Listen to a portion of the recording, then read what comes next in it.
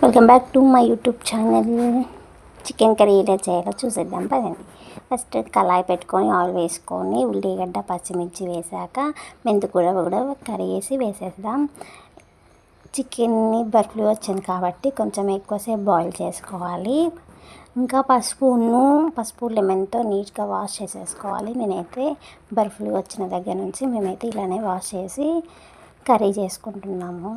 మన తెలంగాణలో అయితే బర్డ్ ఫ్లూ తగ్గిపోయిందంట, లేదంట అసలుకైతే.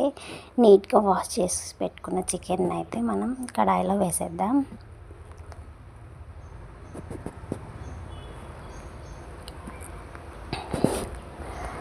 ఉప్పును నిమ్మకాయ పసుపుతో అయితే వాష్ చేసేసుకోవాలి.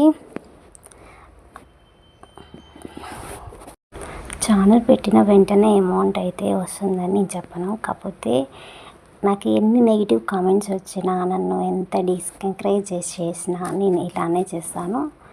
ఎవరైనా అనుకున్నా పర్లేదు, నేనేంటో నాకు తెలుసు కాబట్టి నేను ఇలానే చేస్తాను. చికెన్ అయితే ఒక 5 minutes ఉడికించుకున్న తర్వాత దాని కలర్ అయితే ఇలా చేంజ్ అవుతుంది. ఈ కలర్ చేంజ్ అయిన తర్వాత అల్లం పేస్ట్, పసుపు, ఉప్పు, కారం కూడా వేసేసుకుందాం. చికెన్ కర్రీ కాబట్టి నాన్ వెజ్ కాబట్టి కారం కొంచెం ఎక్కువనే వేసుకోవాలి. ఎందుకంటే నాన్ వెజ్లో కారం లేకపోతే టేస్ట్ ఉండదు కాబట్టి కారం అనేది కొంచెం ఎక్కువనే వేసుకోవాలి. మాది మిల్లు కారం కాబట్టి నేను కొంచెం చూసి వేసుకుంటాను. మొత్తం అలా ఒకసారి మిక్సింగ్ చేసేసేయాలి. సో ఎవరెన్ని చెప్పినా నేనైతే వీడియోస్ చేస్తూనే ఉంటాను, అప్లోడ్ చేస్తూనే ఉంటాను. చికెన్ అయితే మంచిగా మ్యాగ్నేట్ అయిపోయింది, మగ్గిపోయింది. ఇలా మగ్గిన తర్వాత టమాటా కూడా వేసేసుకున్నాను నేను. మీలో ఎంతమందికి లివర్ అంటే ఇష్టమో కామెంట్ చేయండి.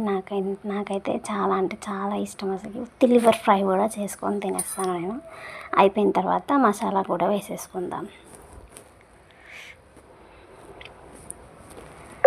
మసాలా అయితే నేను అప్పటికప్పుడే నూరుకొని వేసేసాను. నాన్ వెజ్లో అలా వేస్తేనే